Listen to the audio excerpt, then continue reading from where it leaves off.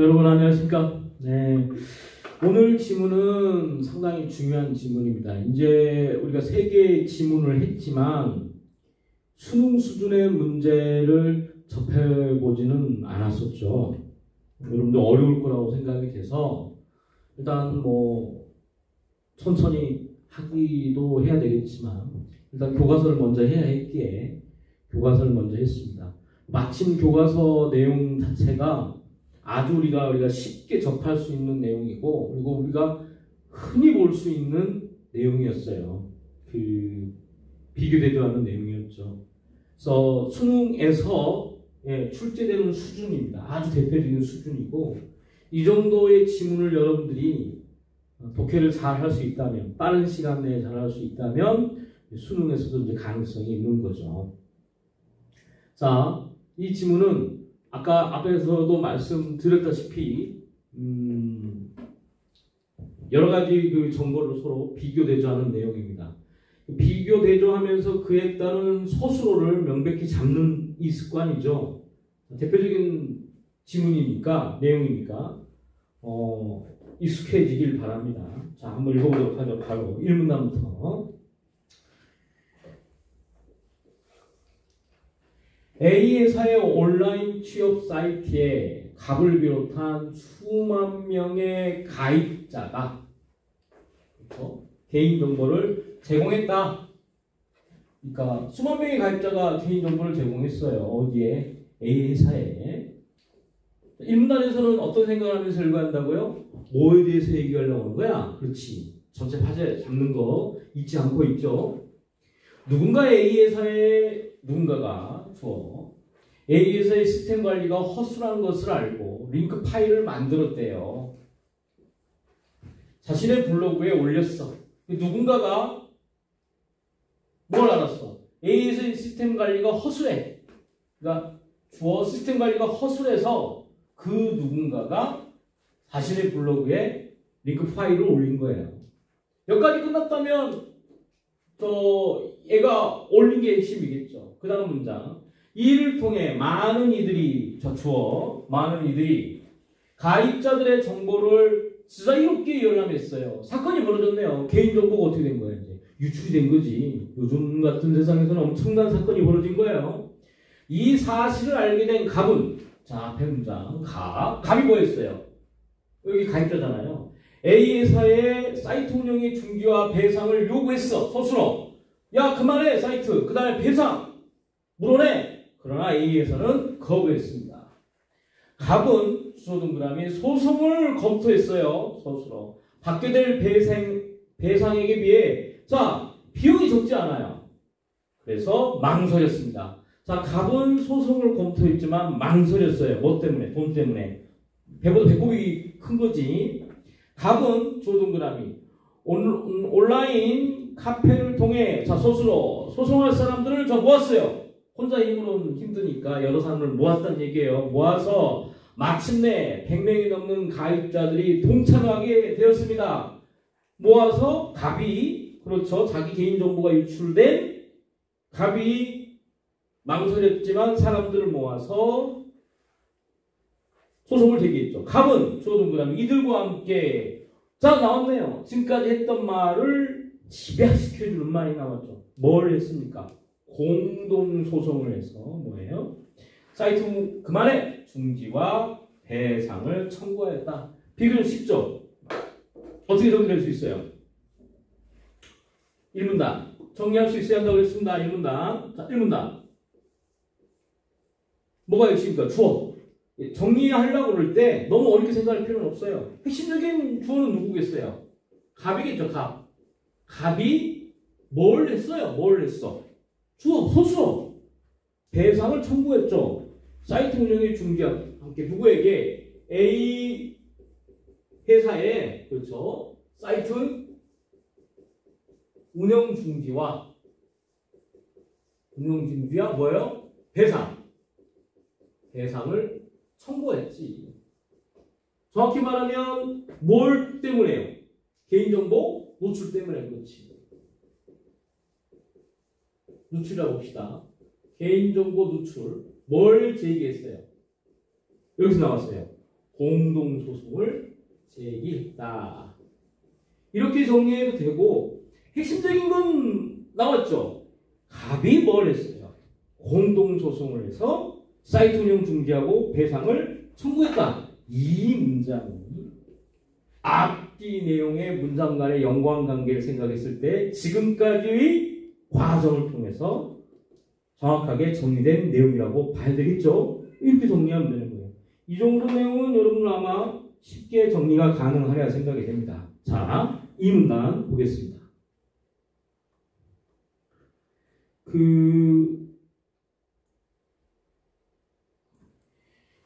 여러분 아직도 지금 이게 이 질문하면서 예습을 안 한 친구가 있으면 지금이라도 멈추고 예습을 해야 되겠습니다. 해보면 하잖아요. 어렵지 않지 않습니까? 우리가 공부를 하는 데 있어서 가장 우리의 그 공부를 가로막는 핵심적인 것 중에 하나가 두려움입니다. 두려움. 해보지도 않고 겪는 두려움이죠. 일단 그 두려움부터 없애는 게 중요한 겁니다.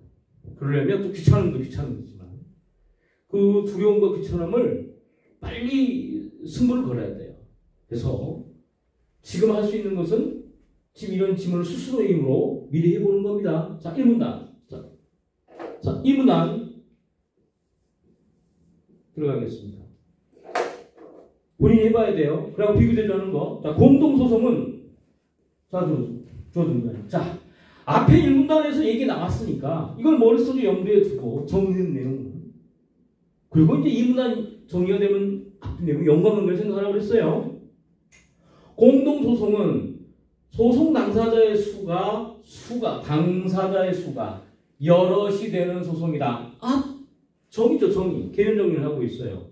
1문단에서 내가 공동소송에 대해서 얘기하겠다라고 선포를 했는데 얘가 2문단 넘어가더니 그 얘기를 본격적으로 하기 전에 개념 정리를 하고 있구나. 이 생각 잊지 마세요. 관계. 이는 공동소송이죠. 개별적으로 수용할 수 있는 소송들을 하나의 절차에서 소수로 하나의 절차에서 한꺼번에 심리한다는 얘기죠. 그렇죠. 여럿이 소송을 해요. 그래서 그걸 한꺼번에 심리하고 하나의 절차에서 한꺼번에 심리하고 진행할 수 있도록 배려하는 것이다. 자, 맨 마지막 소수로 어떤 특징이 있다는 얘기예요. 경제적이고 효율적으로 일괄 구제할 수 있다. 자, 첫 번째 문장과 두 번째 문장의 핵심이 눈에 보입니까?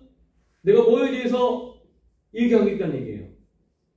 공동소송에 대해서 얘기하는데 공동소송에 대한 개념 정리를 한 다음에 여럿이서 하는 소송이다.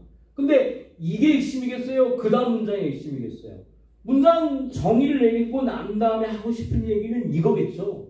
개념 정리한 다음에 이 얘기하고 싶은 거지. 여럿이 되는 소송을 한꺼번에 진행할 수 있게끔 하다 보니까 어떤 특징이 있다는 얘기예요. 경제적이고 효율적이다. 이게 핵심이라고 봐야 되겠죠. 경제적이고 효율적이다. 여럿이서 한꺼번에 하니까. 근데 딱 눈치학상 장점만 얘기할 일은 없겠죠. 그러죠. 이게 이제 많은 글을 읽으면서 얻게 되는 스킬입니다. 하지만 나오잖아요. 접속. 당사자의 수가 지나치게 많으면 이게 번거로워요. 수가 많으면. 그래서 접속어 실제로는 대개 공동으로 뭐래요? 변호사를 선임한다. 너무 복잡하니까 그렇죠. 공동으로 소수로 이 놓치지 않는 거야. 변호사를 선임한다. 여럿이서 다 각자 하려면 힘들잖아. 그러니까 한 명을 정해서 그가 소송을 수행할 수 있도록 한다. 또한 접속어 계속 내가 뭐에 대해서 얘기한다는 얘기예요. 공동소송에서 얘기한다는 거잖아요. 자, 소수로 또한 선정 당사자 제도를 이용한다. 소수로 핵심 아이디어가 나오죠. 자, 공동소송으로 변호사를 선임하기도 하지만 또 뭐예요? 선정 당사자 제도를 이용해서 이게 뭔지 몰라요. 그 뒤에 내용 봐야 되겠죠. 이는 지시어 선정 당사자 제도죠. 각과 같은 일을 선정 당사자로 삼아 소수로 그에게 모두의 소송을 맡기는 것이다. 특정인을 당사자로 삼아서 모두의 소송을 맡기는 거다. 선정 당사자 제도가 무엇인가에 대한 개념 정의를 하고 있죠. 그렇죠. 특정 각과 같은 일을 대표적인 그렇죠. 대표를 선정해서 소송을 진행하는 거예요. 자, 공동소송 정리가 됐습니다. 3문단부터 어떤 내용인지 또 여러분들 예습을 안 한 친구들은 빨리 하셔야 되겠습니다. 바로 이어서 하도록 하겠습니다. 자, 3문단. 자, 이게 본격적인 수능 문제라고 생각하니까 훨씬 더 흥미가 있을 거라고 생각이 됩니다. 위 사건에서 수만 명의 가입자가 조동그람이 손해를 입었어요. 그랬죠. 정보가 노출돼서. 배상받을 금액이 주어도 그람이 적은 탓에 자, 적어요. 적어서 주어 대부분은 소송에 참여하지 않았다. 자, 앞에 문장과의 연관관계를 생각해야 한다는 얘기예요. 어떤 소송에서는 뭐 한다는 얘기예요? 지금 뭐 얘기하고 있어요? 공동소송 얘기하고 있는 거죠. 이 공동소송의 이야기를 계속하는데 문제가 뭐예요? 배상 금액이 적어서 이런 경우는 배상액이 너무 적어요. 적어서 그 다음 소수로 소송에 참여하지 않아. 그렇죠? 대부분 소송에 참여하지 않는다. 고생해봐야 얻을 게 별로 없다는 얘기죠. 그리하여 전체 피해 규모가 주어동그라미 엄청난 데 비하면 승소에서 받게 될 배상의 총액은 매우 적다. 소수로. 똑같은 얘기하고 있는 거죠. 대부분의 소송을 참여하지 않는 이유는 배상액이 너무 적은 거예요. 이래서는 자, 소수로 놓치지 말아야죠. 바로 피해 구제도 미흡하고 소수로. 기업의 시스템을 개선하는 자, 뭘? 동기도 부여하지 못한다. 3문단에서 얘기하고 싶은 게 뭡니까? 앞에 문단과의 연관관계를 생각했을 때. 지금 계속 공동소송 얘기하고 있잖아요. 그렇죠. 공동소송을. 네. 공동소송을. 그거에 대한 단점을 이제 제공하고 있는 거죠. 배상액이 적고 대부분 소송에 참여하지도 않고 총액도 적고. 그래서 뭐예요? 결국은 피해 구제도 못하고 또 결국 기업의 시스템을 어때요? 바꾸지 못하겠죠. 기업 시스템 개선도 하지 못하는 단점이 생긴다. 그럼 이제 다른 내용으로 넘어가겠죠. 이를 해결할 방안으로 이거 뭘 가리킵니까? 피해 구제나 시스템 개선이겠죠. 해결할 방안으로 다른 나라에서 시행되는 집단 소송과 단체 소송 제도의 도입이 논의되었다. 뭐가 논의되었어요? 뭐가 등장했어요? 집단 소송과 단체 소송이 논의되었다. 자, 그래서 그렇죠. 집단 소송과 단체 소송이 이제 등장한 거죠. 자, 전형적으로 지문이 어떻게 전해질지 예상이 되는 거죠.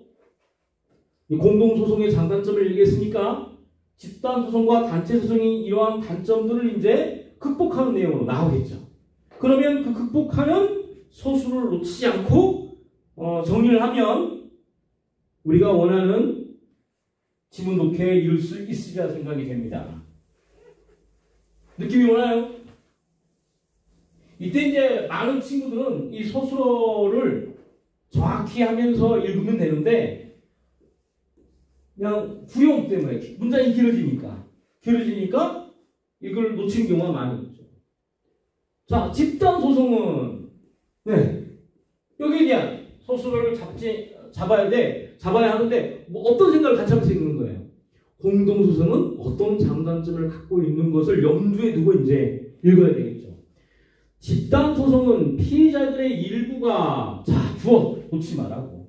일부가 전체 피해자들의 이익을 대변하는 뭐가 되었어요? 대표 당사자가 되어.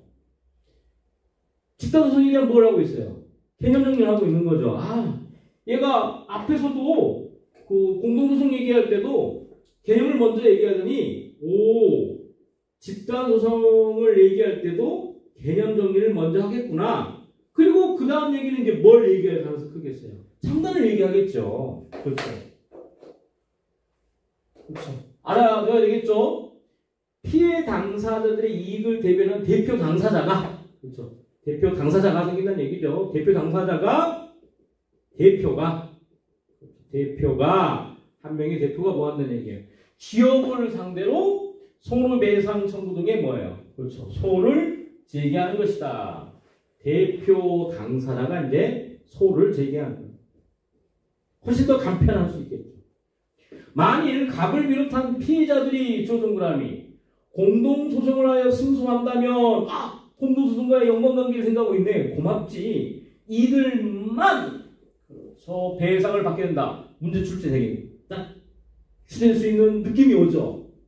공동소송과 집단소송의 결정적 차이잖아.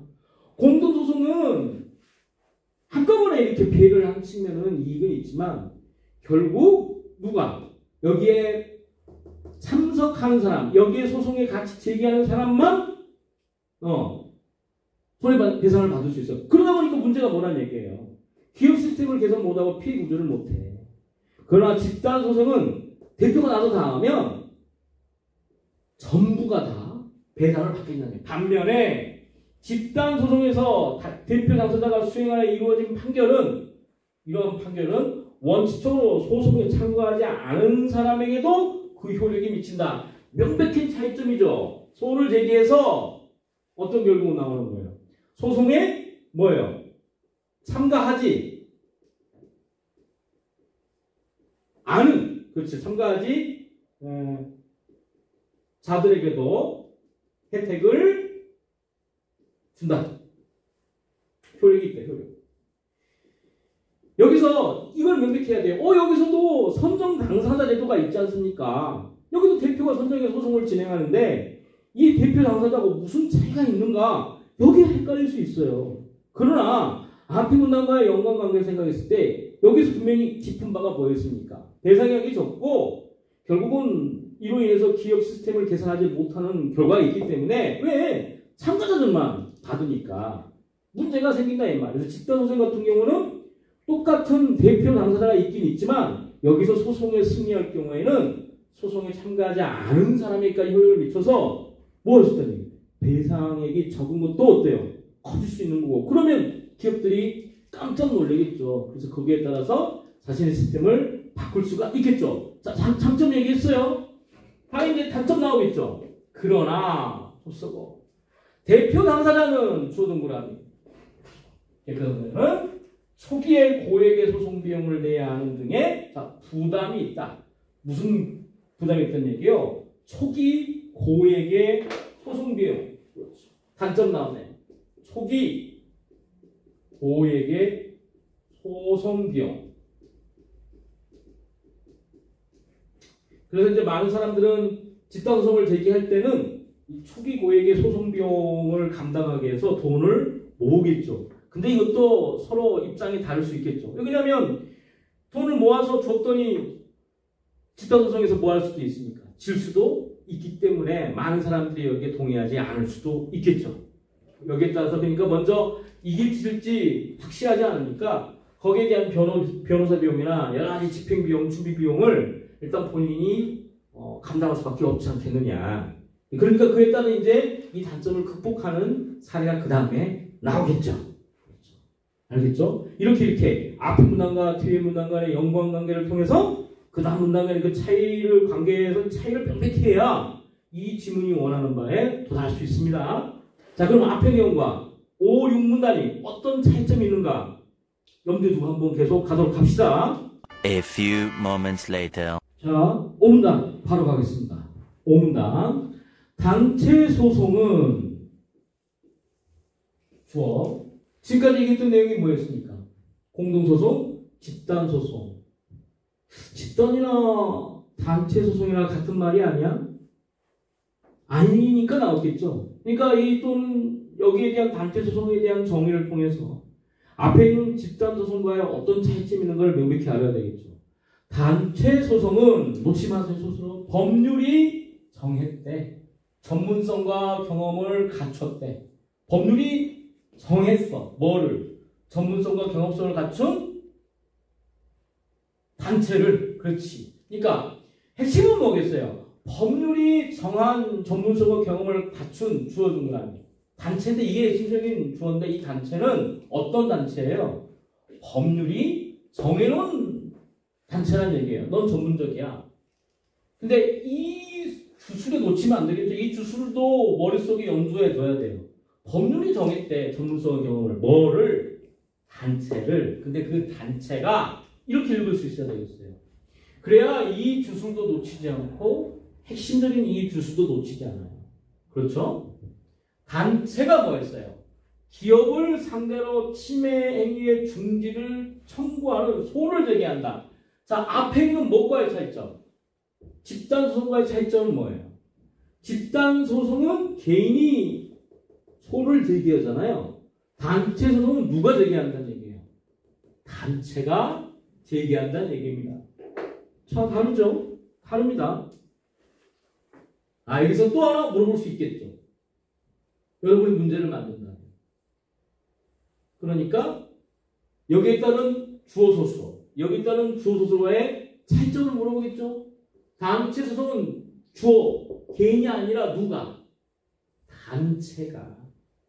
이 단체는 어떤 단체야? 아무나 모두 갈 수 있어요? 전문성이 있는, 전문성과 경험이 있는 단체가 뭐 하는 거예요? 소를 제기한다. 차이점. 위 사례에서도 IT 관련해서 같은 전문단체가 소송을 한다면 더 효과적이다. 고맙죠. 하나의 이 앞에 대한 예시니까. 그러니까 이런 예시 같은 경우는 고맙게 받아먹는 거야. 별 내용이 아니잖아요. 하지만 중요하겠죠? 단체 소송은 주어진 거라니 공익적 이유에 인정된다. 아싸, 나왔네요. 또 물어보겠죠. 그래서 단체 소송은 단체가 소를 제기한다는 측면에서는 힘을 갖고 능력을 갖출 수도 있겠지만 이거의 문제는 어디에만 한정되어 있다는 얘기예요. 공익적 이유에서 한정이 된다. 공익적 이유. 개인의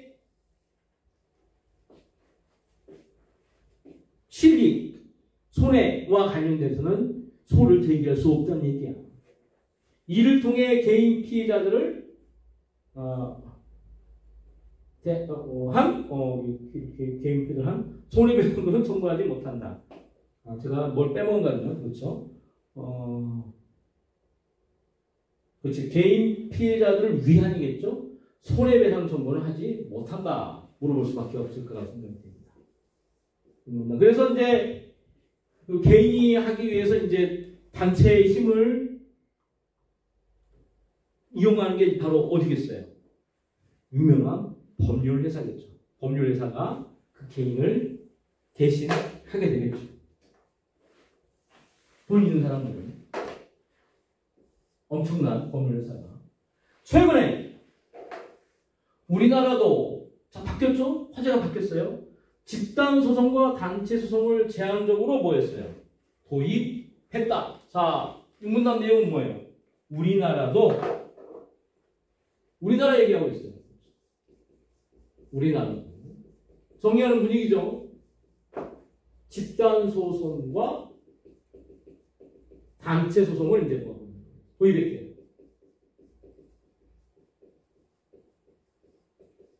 근데 여기 이 말이 눈에 띄입니까? 제한적으로 또 여기서 문제 나오겠죠. 굳이 어떤 측면에서 제한이 있는가? 먼저 증권 관련 집단 소송법이 제정되었다. 기업이 뭐 하는 거야?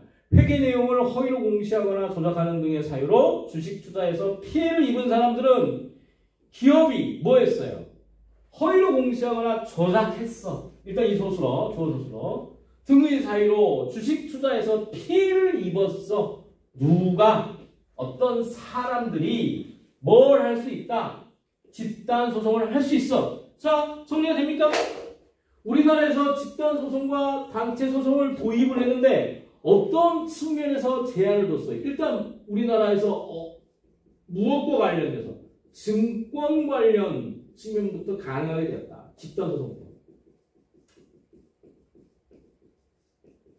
모든 집단 소송법이 다 해당이 되는 게 아니라 증권 관련 집단 소송법이 제정돼서 일단 뭐에 대해서 피해를 구제하고 있다는 얘기예요. 기업이 조작하는 거. 그렇죠. 기업의 회계 내용. 그렇죠. 허위 공시. 그 다음에 주가 조작. 이런 측면은 구제를 받게 됐다. 이후에 단체 소송이 도입되었는데 하고 싶은 거 나왔네. 또 하나 소비자 분쟁과 개인정보 피해에 한하여 나왔네요. 소비자 기본법과 개인정보 보호법에 규정되었다. 맨 마지막 소수로 단체 집단 소송 얘기했고 그 다음에 단체 소송에서는 무슨 법이겠어요? 소비자 기본법과 개인정보 보호법.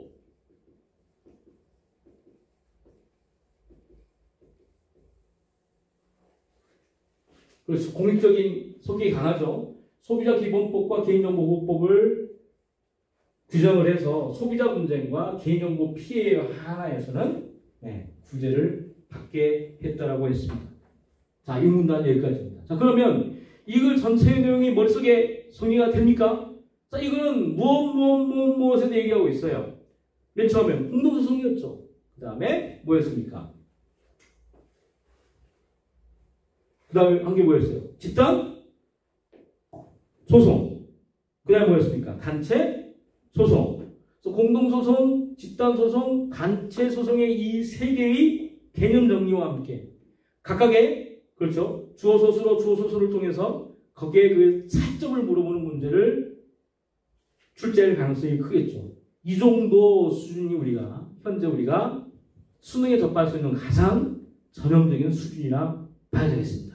다음 시간은 이 내용을 다시 한번 살펴보고 바로 문제 풀어가도록 할 테니까 정말 아직까지도 풀지 않은 친구들은 이 내용을 명백히 한번 풀어보고 읽어보고 문제 풀길 바랍니다. 그리고 우리가 한번 다음에 계약을 해서는 좀 더 어려운 문제로 좀 더 다양하게 연습을 계속 해 나가도록 하겠습니다. 감사합니다.